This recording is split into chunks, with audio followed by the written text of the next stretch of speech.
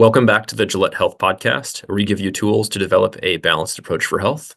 I'm Dr. Kyle Gillett, and I am honored to have my guest, Johnny Pujol, here today. Thank you for joining us. Thanks, Kyle. Excited to be here. Yep. Anyways, we've had a lot of questions over the years, both on this podcast and on other podcasts that I've done. For example, Huberman's podcast. I mentioned that I had my water tested because I have several small children. We live in a kind of like a semi-rural place, but on city-ish water, which they keep changing, by the way, so I probably need to retest it. But I mentioned that I had my water tested because I was concerned for things like microplastics and bisphenol A. I actually didn't remember where I had my water tested for, but I will post it up on the screen for people who are interested. But it was my TAP score. That's basically how we ended up in this position. So I guess over the time, I know you're not a toxicologist, but you know a lot about water testing, and you have, I'd say, similar goals to the Gillett Health podcast. I really liked the quote that said that maintaining neutrality is one of the most important things to you, if not the most important. And I think that's what our podcast is kind of known for, as being a neutral observer. But I guess, how did you get in your shoes today? Obviously everyone's heard of Flint and the tragedy of lead in Flint, Michigan, and how that impacted so many people, so many communities, with respect to elevated levels of lead in drinking water. The timing was around there where we realized getting your water tested at home was more complicated than it ought to be. At least that's what we felt going into this.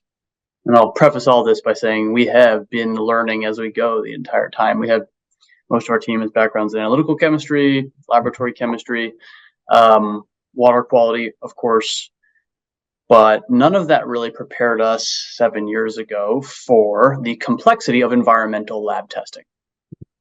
And for some reason, we all have this, I think, inclination to believe that environmental lab testing must be kind of easier or simpler or of lower consequence than kind of blood testing and other forms of clinical lab testing. Mm-hmm. But as we would learn, the way environmental lab testing is regulated in this country makes it a heck of a lot more complicated. In particular, individual states regulate their own labs. Mm-hmm. So versus having like a federal system like the FDA that is regulating all clinical labs around the country and keeping track of how things are done, in environmental testing and water quality testing, we learned this is done by 50 different regulators. It's ridiculous. Totally ridiculous. So in the very beginning, we were preoccupied, principally with lead, right? Flint had happened and people wanted to know if there's lead in their water. And we started selling test kits online that gave them access to a certified environmental testing lab's lead test. Yep. And what we discovered is there was this like pent up well of interest in all sorts of water testing. Yeah. Have folks who are concerned about pharmaceuticals and tadpoles changing genders. People are concerned about PFAS, and we'll talk about that in the regulation that EPA passed just last week after many, many years and a lot of controversy. Yeah. We have issues like microplastics, which are kind of more topical and new. All of this was really built up after what is really decades of environmental lab testing being kind of too complicated for a consumer, for somebody at home. Mm-hmm. There's good reasons for this. It's the way the regulations were written, the way the laboratories adjusted to those regulations over time, just made it very difficult to be a customer of like one test. Mm-hmm. So most of these labs were built to serve big engineering contracts, the construction of a new airport, the town's water utility. But average Joe and Jane had, at best, an opportunity to order a test if you ordered a certain amount or something. So it was just very difficult. And that was kind of the opportunity we started to discover. And it started when we were selling these lead tests and realizing people want all this other stuff tested in their environment. Why is nobody finding an answer to this? there are thousands of labs. Why aren't people contacting those labs and getting it tested? So we kind of figured it all out over time, began Yeah. onboarding those labs and selling test kits to our customers, regardless of what they want, no matter how complicated or weird or esoteric the test panel was. We wanted to make it real easy for people to test that in their water and in their environment. Yeah. Well, that's excellent. I know that many of you come from big, reputable academic centers like Berkeley, et cetera. So it's interesting that, at least at first, it seems like there wasn't a huge tie-in with a large partner. Is there some way that you were like primarily funded, or it seems like a pretty big venture to undertake? I'd like to say that in our government, there's a lot of the negatives of uh, small government and a lot of the negatives of big government. For example, with medical licensing or like medications or whatnot, you'd think that it'd be very easy to get a license in all 50 states, but it sounds like it's pretty similar in the water testing industry. So we realized, hey, there's tons of labs already. They're just not capable, by virtue of the way they've been set up, to serve small orders. So, like I said, single order here, single order there. Like, it's, they don't have the modern software stacks. They don't have the communication team. You need to talk to folks a lot to help them understand their results, make sure they're collecting samples properly.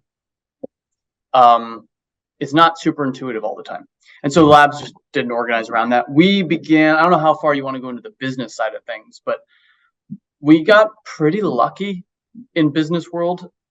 We began running ads, and they were sending people to a Shopify store where we were selling water test kits. That's awesome. And that just worked. Like, there was no magic to it. I mean, there's a little bit of, obviously there's hard work. You're kind of figuring things out, but we managed to generate our own revenue and grow sustainably with very, very little outside investment.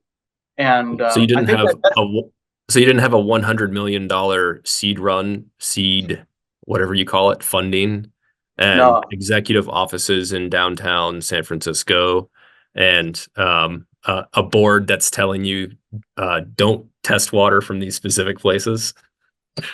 Yeah, and we really got lucky, because all those things probably would have turned against us. And it's testament really to the way this market formed to begin with. Like, people really weren't thinking about water quality as much 5-10 years ago. And as a result of that, there was just this huge quiet building interest. And so when we just, admittedly stumbled into the scene here, we just uncovered like all of these interesting questions, uncovered this interesting story about environmental labs, got very good at like logistics and preserving, shipping, transporting samples with chains of custody and communicating things properly. Remember, most people, as you know, do not have a background in chemistry or biology or toxicology or epidemiology. So communicating this stuff can be really tricky sometimes, and just getting that right took us a fair bit of time and patience. I don't know if the kind of VC clock is always best for things like this. So yeah, definitely. You mentioned PFAS as well, the forever chemicals. And I believe it was just last week that, or very recently, the FDA had the ruling. For those that don't know, what's the down low on that? And because I think even 3 years ago when I got my water tested with your service, you were also testing for that back then. I remember I had a homework assignment in grad school around PFAS, and of course I didn't even remember it, but I was going through my old files and I saw my old homework, and I was kind of going through it quickly just for nostalgia, and I saw a question there about PFAS that my professor David Sedlak, who's very kind of influential in water in general, had posed in 2011. So on the homework, or it was actually a test question, I think. I'd gotten it wrong, actually. I thought it was interesting, because here we go. It's been 12 years now since it's been on my test question. How does PFAS move in the environment? Yeah. So the conversation has been going on for a long time, and this is often a criticism people have of the EPA, and it's not altogether bad, actually. The EPA is patient and does its homework, but it does move rather slowly on some issues relative to what people might think is the appropriate speed.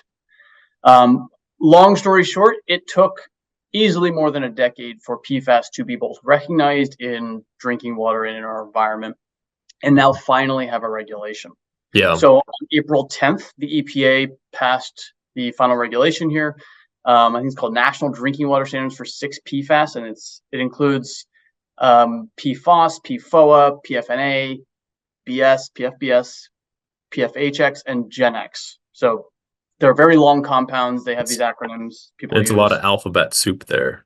Super alphabet soup. And the crazy thing is they're just naming 6 of what are actually thousands and thousands of contaminants in this category. So are all these forever chemicals? Are they just chemicals that are very difficult to excrete or get rid of that are in only fire extinguishers, or where do we need, like, let's say I live near a ammunition plant. Do I need to be concerned for PFAS, or only if you're near an airport? This is what we're going to learn. We know that PFAS are in a lot of consumer products. They're in a lot of food and food wrapping. They're on they're on most things that have been treated to be water resistant. Classic examples are like the Gore-Tex jacket, or some stain resistant clothing. They're on carpets and sofas that don't light on fire. They are indeed heavily used historically in putting out fires. So before we went recording, I was explaining, these airport tarmacs, they regularly have to light these planes on fire and then prove that they can put that fire out. So they've been doing that for decades at airports across the country, not just military airports, but civilian airports as well, practicing the fire drill. And every time they do that, they spray the planes down with chemicals that include PFAS, and those PFAS wash off the tarmac into the groundwater. And this has been maybe one of the most acute issues related to PFAS. Yeah. But the broader question is that this stuff is everywhere. It's a really powerful bond, really strong bond, this carbon fluorine bond. And so it's used in a lot of different applications. This is probably the tip of the iceberg. It's the very beginning of what you're going to see a rollout of many, many, many, many regulations related to PFAS. Okay. Yeah. Starting with drinking water. And there's controversy in drinking water here, because it's not like the drinking water utilities are adding the PFAS to the water. No, they didn't put it in. They're not responsible for it at all to begin with. Someone else put it in. There are companies that manufactured and sold these compounds. So there's some controversy over, who should be paying for this very expensive treatment now that will be required to remove PFAS from our water supplies. We have until 2027 for the utilities to do initial testing to see how much PFAS is in the various water utility supplies, and they're measuring it down to like 4 parts per trillion. That's an extremely low concentration. Yeah. And if they find it, they have to undergo treatment and remediation. And if they don't find it, they can reduce their monitoring over time. Yeah. Does a company like yours, can they de-identify that data to some degree and then help the utility companies and governments identify where the hotspots might be, even pre-testing, like a pre-test probability? Or Just not it's there like yet. an epidemiology problem to some degree. Yeah, the problem with so many water things is like how weirdly local problems are. So like a contamination event, just to change the metaphor a little bit, in one well, or an example, your neighbor can have completely different well water than you do. Yep. So that proximity can give you good information, but can also mislead you. With public water system water, we've got about 60,000 water utilities across the country that are pumping water to customers. And it's not like you have 6 water utilities outside your house to choose from, right? There's the one company that laid down the pipes, and that's the water you drink. That water system is usually more similar than the people served by the next water system. But again, it's not always geographic. We'll know there's this thing called UCMR. I think it's the Unregulated Contaminant Monitoring Rule. I might have that a little bit wrong. UCMR. And UCMR 5 is what we're in the midst of now. And this is when the EPA says, hey, we're kind of interested in this new contaminant. Why don't you guys all do some kind of early testing to see if it's in your tap water? And then they make all the utilities kind of do this testing, and that gives us an initial impression of how big a problem is. Mm-hmm. So they recently did it with PFAS and with lithium. Interesting. Have they done it with Lithium, glyphosate? they have historically, yes. So I think glyphosate already has an MCL. It's already been regulated. Hmm. But PFAS was new and extremely concerning given the health research, rather limited but poignant health research that had already come out of the medical community, the epidemiological community on the risks of health, risk to health of PFAS, not just in humans but in animals and ecosystems. So they kind of rushed to do this UCMR5. They get PFAS data across the country. Something like 10 to 20% of water utilities showed to have PFAS in them. That's not the end of the story. The next question is, okay, well, let's get rid of it, but how? Yeah. Okay, it can be very expensive to like remove this stuff from water. I'm getting deja vu from what is it? Asbestos remediation or asbestos, the word to fix it. Yep. Yep. PFAS is probably the biggest thing since asbestos in the environmental kind of risk world. At least I think that's not a crazy thing to say. And it's worldwide, by the way. I mean, we're kind of leading the charge here, I think, nationally right now on regulating this, not just in water. Water typically is one of the first feet to drop on regulating something. But you're going to see an expansive growth in regulation on food products, on consumer products. I mean, PFAS are used in needles and pharmaceuticals. They're used in weapons. This class of compounds is very ubiquitous. And drinking water, for all it's worth, isn't even your largest exposure. In fact, most people say it's probably somewhere between 10, 20% of your exposure is drinking water. Most of it is coming from other sources. Yeah. It could be your sofa, right? Like it could be something totally surprising. That's good to know. I know with a lot of microplastics, they like to conglomerate in oil as well. I don't know if your company is looking into testing oils in addition to waters, but I believe James, my podcast co-host, and myself looked at a study comparing different types of oils and their microplastic content. I don't think we've looked at phthalates yet, but we also get asked about phthalates quite a bit. Yeah, phthalates are extremely popular, plasticizers in general. So much of the water world is in this nexus between buy bottled water, increase your risk of things like phthalates and plasticizers and microplastics. Okay, buy bottled water, spend more money, environmental contamination of the bottled water. Yeah. Tap water, it's free, it's kind of civil, it's public purpose. There's a vibe there, right? Like tap water. And then third, and maybe weirdly underrepresented, is filtered tap water. Mm-hmm. You know, there are many companies that sell point of use, point of entry, home water filtration. They're kind of like, of those three options, tap water, bottled water, home filtration, they're kind of the lowest in a way right now. Like they're least prominent on the grand stage. Yeah. I think it's because their tactics for selling have been really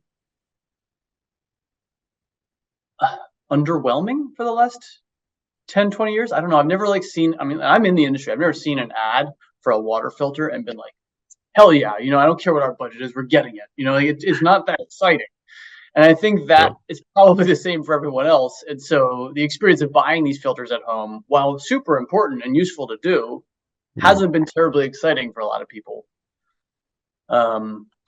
Yeah, it's also hard when there's often not a strong recommendation for which water filter to use. A lot of people have strong recommendations for food or supplements or medications, but a lot of times,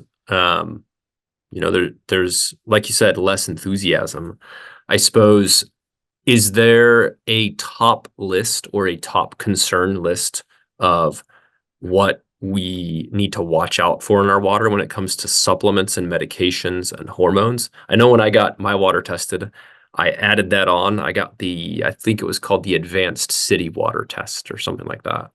And then I added on hormones and medications. And to my both surprise and delight, there was nothing, which made it less interesting as well. But there was a little bit, I think it was previously kind of like borderline reference range, but now it's normal reference range considering it was June. Some chloroform downstream to chlorine. So I guess that was a lot of questions, but what should we be most on the lookout for in tap water if we're kind of on the borderline of starting to get a filter? It's very rare to find elevated concentrations of a lot of these pharmaceutical compounds that are found maybe more often than not in surface waters. And like when we pump water out of our sewers, out of our storm systems, back into the rivers, there are often higher concentrations of these hormones and pharmaceutical compounds than there are in our actual tap water. So not only are they low to begin with, but by the time they make that journey from the environment to the water treatment plant to the distribution system into your glass, the concentrations are often extremely low. But they do have a lot of concern and fear associated with them. Yeah. Because they can really throw off fragile systems. And we've seen this already with aquatic ecosystems, very sensitive to things like estradiols and testosterones in drinking water. And those are probably two of the most poignant examples of hormones that are commonly discussed, at the very least, in drinking water. I want to make it clear, like, people are generally not going to be drinking these kinds of hormones or compounds in any appreciable, measurable concentration in their tap water. It's extremely rare. But they would probably be estradiol, testosterone. Some people look for things in the category of like antibiotics. Yep. Because so many people consume antibiotics. I've seen some tests for Zoloft. I don't know what the active ingredients are, but Prozac and Zoloft, yep. NSAIDs, ibuprofen, acetaminophen. These can be tested for. They're found very rarely, and usually when they are found, it's more likely an environmental sample than it is a tap water sample. So as we tell our customers, yes, we provide these testing options. They're there so you have them. The chances of you finding PPCPs in your water is probably below 1%. And these are at fairly low detection levels. So it's not like we're measuring we're looking for very low levels, and we're still not often finding them. We do find them in surface waters, though. So like that's why I think where the story is most interesting in a way, it's on what are the effects of these compounds in our wastewaters, and therefore on the aquatic ecosystems that receive those wastewaters. Yeah, I think that's very interesting, how it affects different animals and their behavior. There's definitely some likely clinically significant or appreciable effects. So I guess the silver lining is the tap water, all in all, seems to be headed in the right direction with testing for forever chemicals. But I've noticed that when we do things like saline rinses, if like an AYR packet or a neti pot or whatnot, then the instructions are mix the saline packet with either water that you've boiled and let cool down to where it's warm, or water straight out of a water bottle, which is not necessarily better quality than the tap water. So I guess, why is it okay to do a saline rinse? And maybe I don't think there's an answer to this. I certainly don't know an answer. It just doesn't seem intuitive that you can do a saline rinse with a water bottle, but not a saline rinse with, for example, tap water that you filtered. It goes both ways, because on some level, bottled water itself has like a wide variety of meanings. So if you're purchasing purified, reverse osmosis, UV treated bottled water, and from a reputable brand, you're getting probably really high quality. You're getting what you paid for. There are different categories of bottled water. We've done our own research into trying to understand how to compare bottled water to tap water. And I'll just plug this now. Like, bottled water is better than most tap water, but it's not perfect. And it's actually been shown to be indistinguishable from treated tap water. So if you've got the right home filter, your water quality is as good or better than bottled water. So with that being said, bottled water, like everything else, there's a spectrum. There's really bad bottled water that has problems. There's lawsuits all the time about bottled water that has issues. And then there's also really good bottled water. So That being said, I think most people make the right decision when they're buying bottled water for a purpose like this, and they buy good quality bottled water. If there is a kind of, like a neti pot, I'm not super familiar with the kind of the biology of all this, the biomechanics of all this.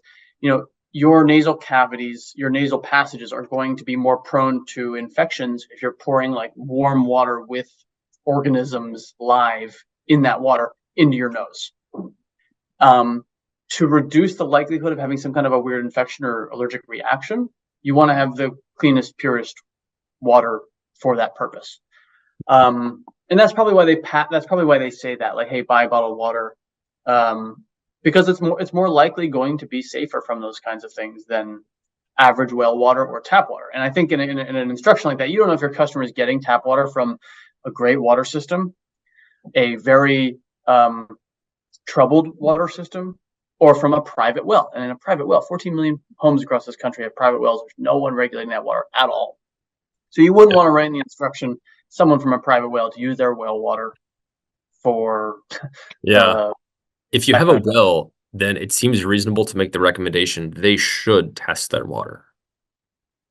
Yeah, absolutely. I mean, it's shocking how many people still don't test our water. In the early days of our business, we went down. We had a kind of slightly different business at the time, but we were down in parts of Central Valley in California, areas that had really high arsenic concentrations in the water. And we tested the water. We'd seen the high arsenic concentrations. We'd shared that information with the people in town who are drinking this well water. And the standard reaction is like, hey, I'm still here. And this is always the challenge with public health, I think, and any kind of contaminant risk, even PFAS, even lead. I mean, you're looking at dangers often that are going to affect a smaller group of people, not everyone. It's not like the proverbial smoking gun. These are often 1 in 1,000, 1 in a million chances of getting sick. And it can be harder to show people the risk there as a result.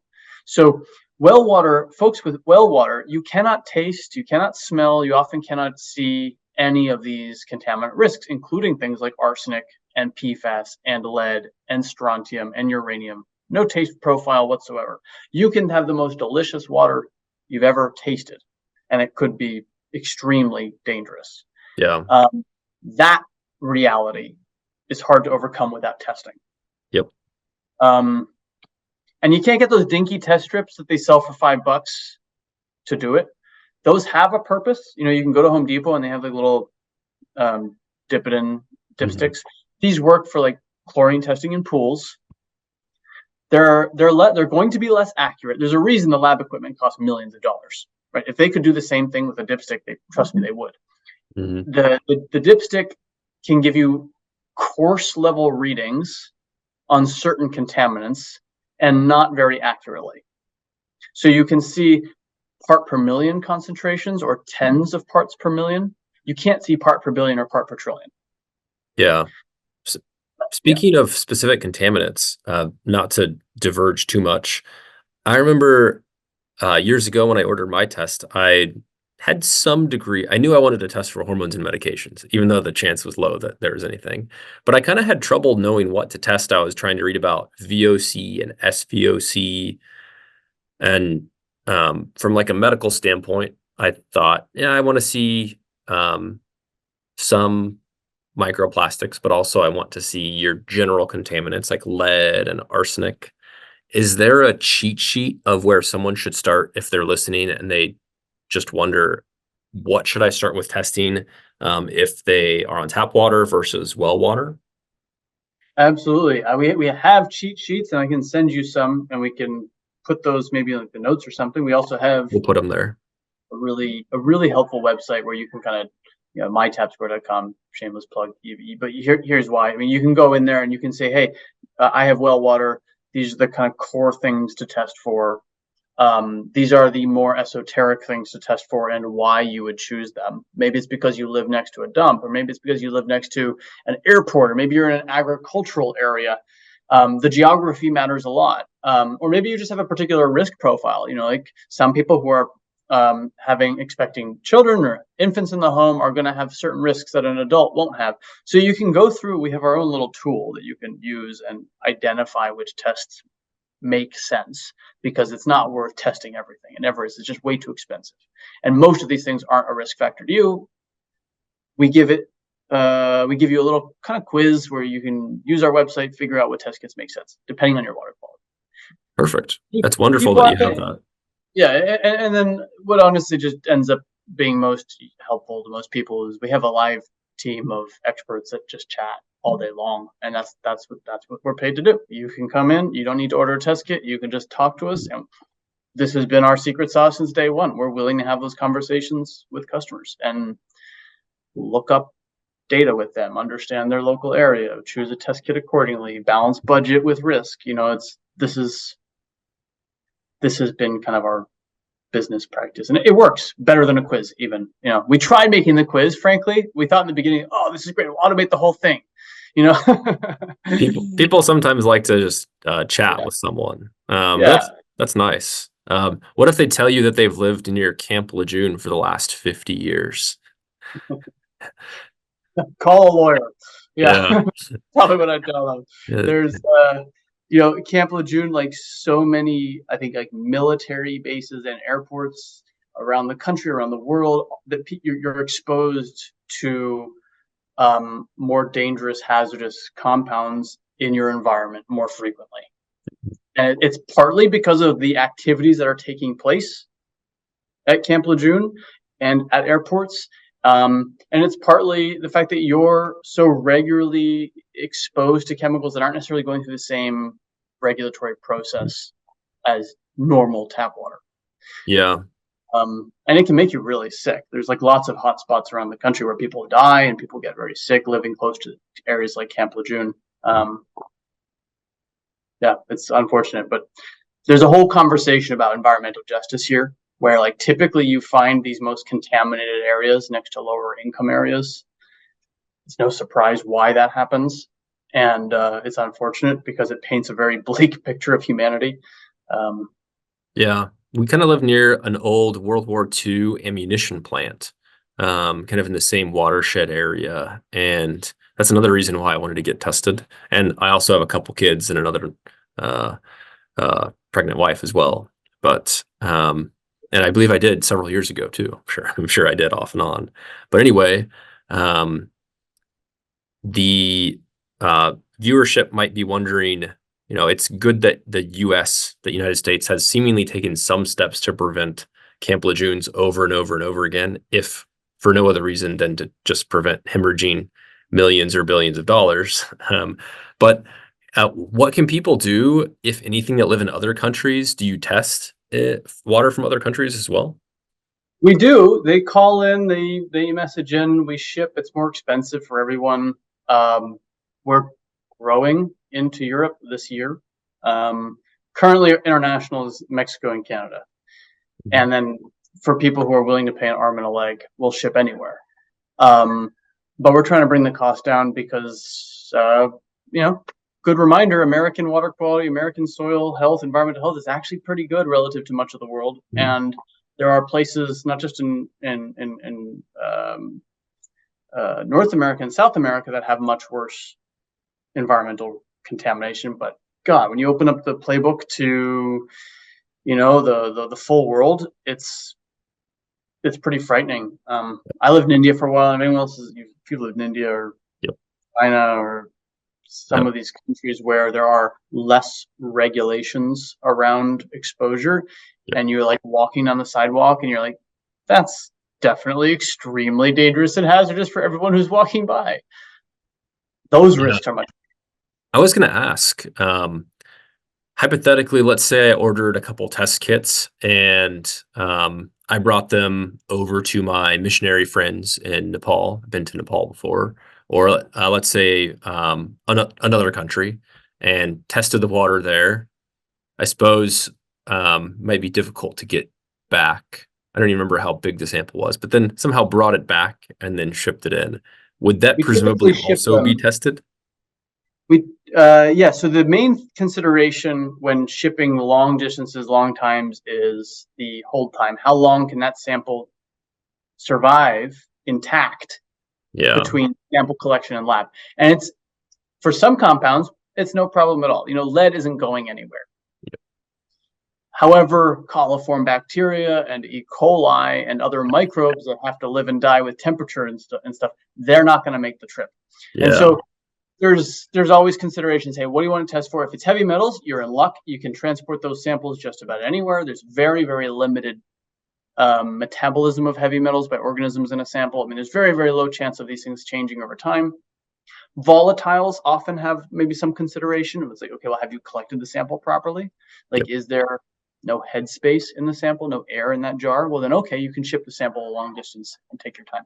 It just becomes more important to be attuned to the limitations of a long sample trip when you're going abroad and collecting samples. And we've done cool projects in Africa, across Asia, Australia. I mean, it's more expensive, and I do think we want to change that because it's pretty interesting and pretty cool what you can do when you have these results, right? You can start to be like, oh, okay, this is a major issue for this small town, and it's not being diagnosed because no one is here with an environmental testing lab. Yeah. Uh, Well, that's good info, and we will provide all those links in the description for the quizzes and whatnot. But yeah, one question we get a lot in the Midwest is not just, is there a lot of glyphosate in the foods or whatnot, because glyphosate, which I believe is the active ingredient in a lot of Roundup, it's in the water too. I don't know how important it is in water, but what can people do if that's one of the concerns? So you can test glyphosate in foods and you can test it in water. It does break down pretty quickly in the environment to other compounds. And this is the case for so much environmental chemistry. You add one thing to a crop, or you add one thing even to the treatment plant, like that chlorine. What happens downstream is that compound that you added either to the crop as a herbicide or to the water treatment plant as a disinfectant, that breaks down. And so what you have are called byproducts that are actually in your cup. So when it comes to glyphosate, it's pretty rare to find actual glyphosate in drinking water. You more often find these kind of signals that there was glyphosate upstream. And I don't remember what the full name for it is, but there's something called AMPA, AMPA. And this is probably the most common degradation byproduct or degradation breakdown product of glyphosate. You can test for AMPA in your water. You can test for glyphosate in your water. We do a lot of glyphosate testing because obviously Roundup is pretty ubiquitous, and people are concerned about it. We don't find it a lot, so we generally lump that in the pile of, hey, don't just buy this because you think it's cool. It's probably a waste of money unless you really think, for example, the farm next door is running off into your water supply and that's the water you're drinking and they're using glyphosate. That's it. That seems wise. We appreciate the candid advice. And I'll post the testing that I did 3 years ago, and I'll probably do for a new test too. I know that the strategy that I mentioned in the past when I mentioned your products is testing one without a filter and then one with a filter. And there's kind of two strategies that I considered. Doing the exact same sample, so there's not a confounding, there's no confounding variable other than this is unfiltered tap water, this is filtered tap water. I currently use a Berkey, so I think one person tested it and had a tiny bit of silver. But anyway, the other thought I had is testing your water first, seeing what it had, and then after you get the results, deciding to test what you have in your filter. Although then you don't know if the tap water is the same that day. So if somebody's on city water or tap water, whatever it is, city, country, etc., is one of those strategies better than the other? Assuming you had, I'll tell you, if you had like unlimited budget, what you would do is you would collect a number of samples over the course of a day and maybe a couple times a year. This is what a water treatment plant does officially. Yep. Lots of samples of source water. Look at the averages. Look at how they change over time. They do change over time. Water quality is not a stagnant thing. And you would then do the same thing for the water that came out of your treatment system. look at those results over time. And you would correlate them and say, hey, look, when the challenge water, when the raw water had high levels of cadmium and strontium, the filtered water did not. Success. Or you'll see, hey, the challenge water had high levels of strontium and cadmium, and the filtered water still had high levels of cadmium, or had cadmium and silver. Where the heck is that coming from? Well, coming from the filtration media of the filter itself. Now, that's the best case scenario. No one's going to have the time. Very few people have the time or interest to do that level of analysis. So you break it down one step further. What is the next best thing you can do? Well, you can get a big bucket of water, and you can put that water into two processes. Half of it you pour through the filter and you collect on the other side. Half of it you send in unfiltered. Now you have a consistent before and after sample. Yeah. You can see that data. Again, it's just a snapshot. That's something that will change over the course of a year. But here's the thing about that snapshot. It will give you clues immediately as to what are the real risks. It's very rare that someone who has a lead issue or an arsenic issue or a cadmium or a fluoride concern, that they don't have it at all one day and then have a huge amount the next day. These things do ebb and flow, but they rarely completely disappear, especially at meaningful concentrations. Now that you mentioned that, I do recall I believe most states have a list of whatever counties or localities require lead testing for 1 and 2-year-olds on Medicaid. So I'll link as many of these in the description as reasonably possible. There's probably a different one for each state, but it's something that could be searched if you dig enough. But it would also be reasonable to test for lead in your water if you happen to be in a water district or whatnot, where Medicaid makes you test your children for lead poisoning empirically with 0 symptoms. Otherwise, if they do not do this, they actually don't pay for the visit when they see the family physician or pediatrician. So we'll link those as well. And lead is, to call it out, usually coming from the building itself or from the connection to the building, from the distribution line underground, that connection. It's either there or it's in the household plumbing itself. So I believe pre-86 or 85 houses are more likely to have that. So older houses, that also makes sense to test for. There's a whole lot of things that you don't want in your water: forever chemicals, arsenic, lead, glyphosate byproducts. Is there anything that we do want in the water? Right? Like, for example, is a little bit of strontium good? Obviously, it's not good to drink distilled water, but is there things that we should want more of? Great question. And, the most controversial one is fluoride. And I almost don't want to talk about it because I'm so tired of. We have addressed this on the Gillett Health podcast, by the way. My brother is a dentist, mostly a pediatric dentist. What did he say? I think that episode is still public, but we can link that to there. But I suppose we don't have to address fluoride too much. We've already kind of addressed fluoride at the dentist. Usually it is not necessary. So there's a kind of a bit of a teaser. But I guess other than fluoride, is there other things that avoiding the controversy of fluoride, minerals in general in your drinking water that you kind of want, or at least you're not sad to have, like calcium and magnesium, potassium. Here's a kind of hot, maybe a little bit controversial one, is like actually chlorine at safe levels. Like if you're getting tap water and there's no chlorine in your water and you're not removing it because you haven't installed some kind of granular activated carbon system in your home, if you're not actively removing the chlorine and there's no chlorine in your water, that means it is very easy for a microbial community to thrive in that water. So you actually do want trace amounts of chlorine in your water. That's why they add it. It is a disinfectant. That residual chlorine that makes its way from the treatment plant to your tap, the reason we use chlorine and Europe uses ozone is precisely this. The American system was like, hey, we're going to disinfect the water all the way up to the tap. We're going to keep a chlorine residual there the whole way. In Europe, they said, we don't like the taste of it. We trust ozone, and there will be no residual at the tap. There won't be a taste of ozone. The disinfection happens at the treatment system. The disinfectant gets used up, and it travels to the tap, and by the time it arrives in your cup, there's no more disinfectant left. That leaves you open to recontamination. In the United States, though, we have chlorine, and that chlorine residual persists, and there's less likelihood then of your plumbing bringing some kind of a microbial thing into your water. That being said, there's a lot of discussion about microbial communities becoming more resilient to low levels of chlorine. Whole other conversation, but it's not surprising. That seems to be the way nature works. Balanced pH. There's a lot of conversation about what you do want in your water. People talk about alkaline water all the time. I'm not the first or last to say it. You don't need alkaline water to be healthy. Once that water hits your tummy, it's going to be very, very acidic anyway. Hopefully, yeah.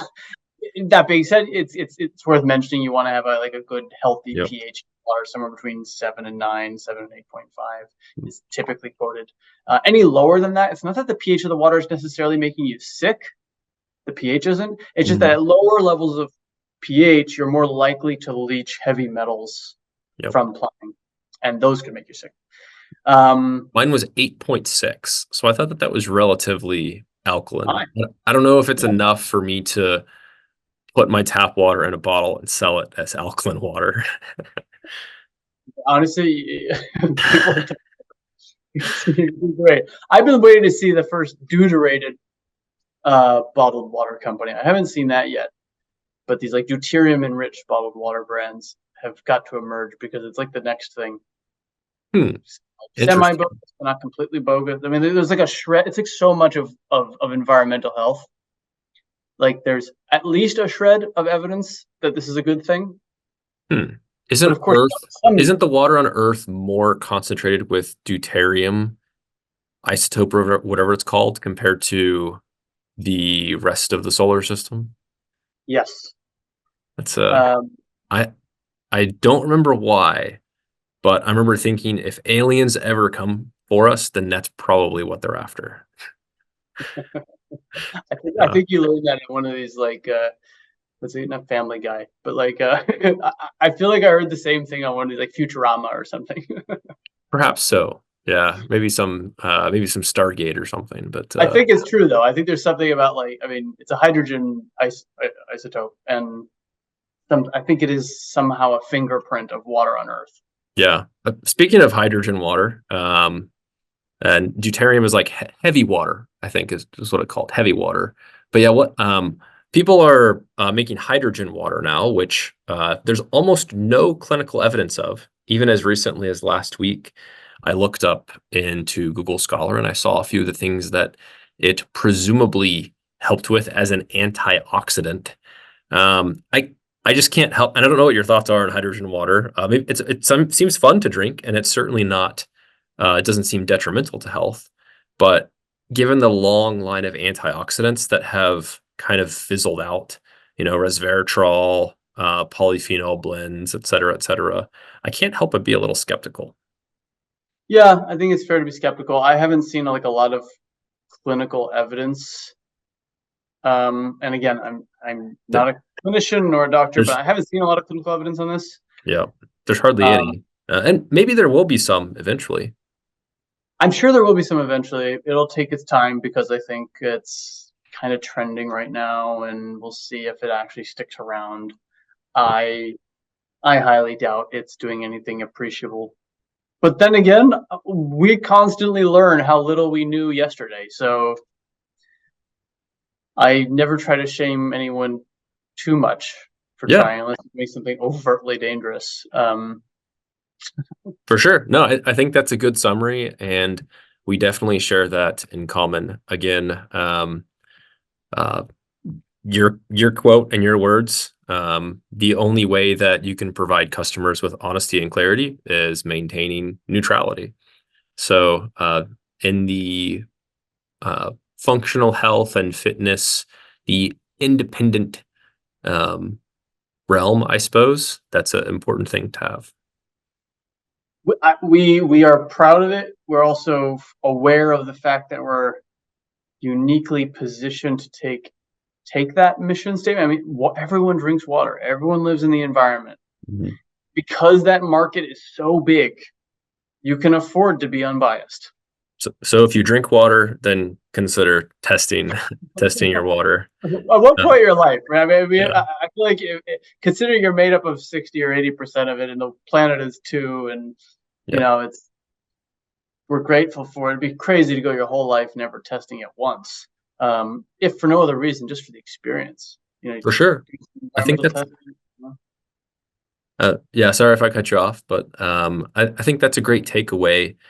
We'll link all your info below, but I think that's a pretty good place to wrap up today. We would really appreciate everybody if they sent in their questions, however controversial, and perhaps we'll do a Q&A at some point about water testing and related testing.